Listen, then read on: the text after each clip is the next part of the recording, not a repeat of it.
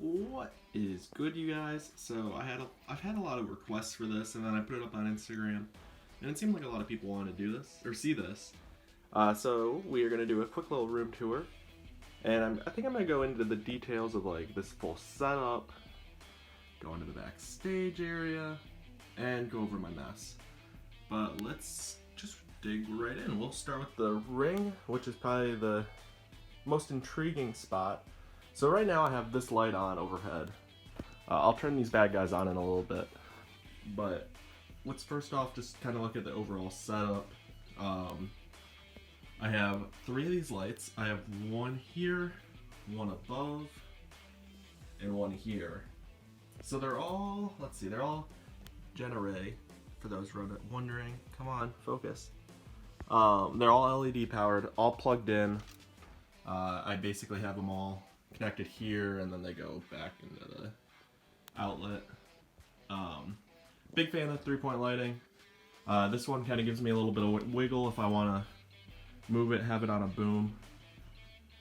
These other 2 are pretty stationary, especially that one. Then let's do this. Light off. So you turn on one, this gives you some light there. You turn on this one, extra fill, overhead, fills the ring. Kind of gives you the good balance there. I'd like the light to drop off a little bit more on the fans, but you know what? I'm pretty content with it. It does what I want it to do. I'm just a little nitpicky.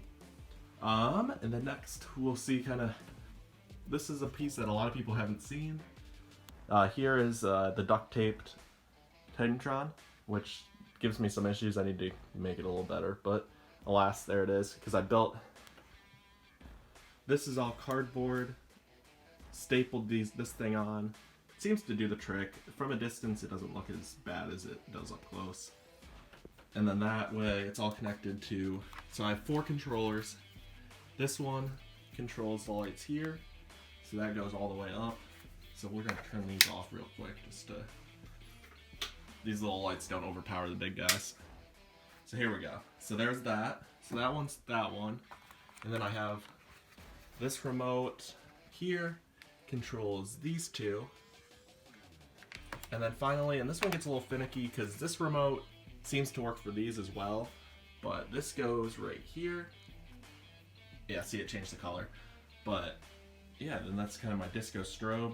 So then you can get the full arena effect there.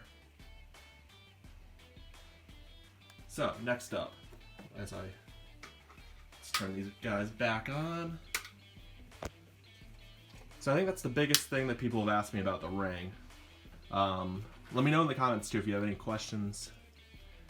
The stage, I guess I don't know if I've said this in previous videos. The stage I built, it's actually Lego. It's covered in tin foil, so you can't really tell, but base is built on, okay, there you go. You see that little crack there, there's some Lego there, but stage is made out of some deep, thick brick, and then just built around and then covered. TNA ring or cage behind.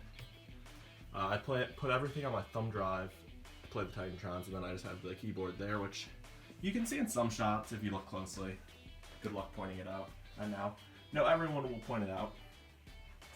And then camera, this is for the Titantron setups. I use a wide for it. 1DX camera, which is way over the top for this, but just with my career. Then this is the lens I use to shoot probably 95% of the pic fed. 105 macro from Sigma. That's what lets you get the detail up close. I'm a huge fan of it. Let's see. Then next we got, so I leave all the guys that I'm using for the show, not Goldberg, don't ignore why he's there. But I use all the guys for the show on here.